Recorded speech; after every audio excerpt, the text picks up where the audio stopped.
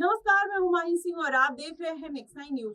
आज बात करने वाले हैं चंद्रशेखर आजाद को लेकर। जी हाँ, हरियाणा में शिकस्त खाने के बाद अब चंद्रशेखर आजाद को अपनी रणनीति में बदलाव करने की जरूरत है। उत्तर प्रदेश में 10 सीटों पर उपचुनाव है। पहले चंद्रशेखर आजाद 2 सीटों पर चुनाव लड़ने का ऐलान किए थे, लेकिन उसके बाद जब उन्होंने 10 सीटों पर ऐलान कर दिया तो कहीं ना कहीं उनकी जिम्मेदारी भी बढ़ती हुई नजर आती है। पहले वो करहल और बिजनौर सीट पर, मीरापुर सीट पर चुनावी मैदान में उतरने का उन्होंने ऐलान किया। फिर बाद में अपना बढ़ता हुआ जनाधार देखकर चंद्रशेखर आजाद ने 10 की 10 सीटों पर चुनावी मैदान में उतरने की घोषणा कर दी। लेकिन हरियाणा में शिकस्त मिलने के बाद ये कहा जा रहा है कि चंद्रशेखर आजाद को अभी बहुत राजनीति में उभरने की जरूरत है, उस पर काम करने की जरूरत है, क्योंकि हरियाणा के जो नतीजे रहे वो चंद्रशेखर आजाद रावण के पक्ष में बिल्कुल भी नहीं देखने को मिले, क्योंकि उनका जो कैंडिडेट है, सारे कैंडिडेट जो है वो सारे 8वें नंबर पर, 7वें नंबर पर आते हुए हरियाणा में दिखाई दिए थे। जिसके बाद ये कहा जाने लगा कि कहीं ना कहीं अब ये समीकरण उत्तर प्रदेश में भी ना दोहराया जाए, इसलिए चंद्रशेखर आजाद को अपनी रणनीति पर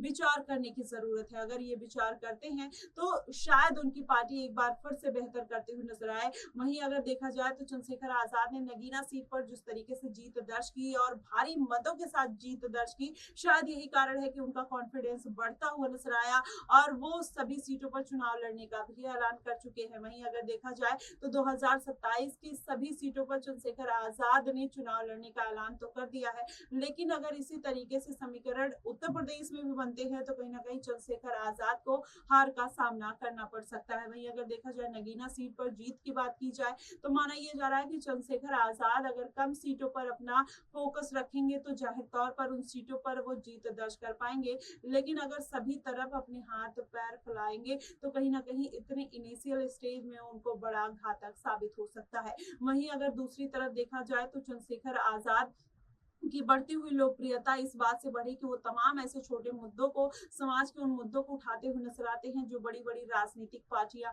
कहीं ना कहीं भूलती हुई नजर आती है। और यही कारण है कि उत्तर प्रदेश में उसका जलवा तो देखने को मिलता है, लेकिन शायद हरियाणा में चंद्रशेखर आजाद रावण इतने कम समय में कमाल नहीं कर पाए। हालांकि ये भी देखा जाए तो चंद्रशेखर आजाद ने अंतिम समय में अपना एक जनाधार दिया था, लेकिन अब ऐसे में माना यह जा रहा है कि अब अगर उत्तर प्रदेश में चंद्रशेखर आजाद और अखिलेश का गठबंधन होता है तो जाहिर तौर पर इसका फायदा देखने को मिल सकता है। और जो पिछली बार भी लोकसभा चुनाव में चंद्रशेखर आजाद रावण ये कहते हुए नजर आए थे कि अगर वो इंडिया गठबंधन के खिलाफ खड़े होते तो 16 से 17 सीटों का नुकसान हो सकता था। तो अखिलेश यादव भी नहीं चाहेंगे कि चंद्रशेखर आजाद की वजह से वो नुकसान उनको उत्तर प्रदेश में झेलना पड़े। वहीं हरियाणा में मिली शिकस्त के बाद कहीं ना कहीं सभी पार्टियां अपने अपने राज्यों में सचेत होती हुई नजर आ रही हैं और चंद्रशेखर आजाद को साधने का प्रयास कहीं ना कहीं अखिलेश यादव जरूर करते हुए नजर आएंगे। हालांकि देखा जाए तो कुछ दिन पहले से ही चंद्रशेखर आजाद मायावती को साधने का प्रयास अखिलेश यादव करते हुए नजर आए, लेकिन मायावती ने जिस तरीके से अपना रुख साफ किया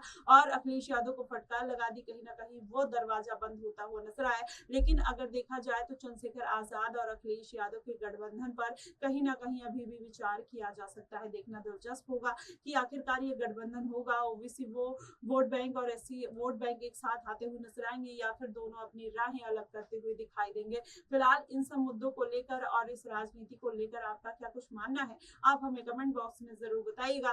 फिलहाल के लिए बस इतना ही। देश और दुनिया की तमाम खबरों के लिए हमारे साथ बने रहिएगा।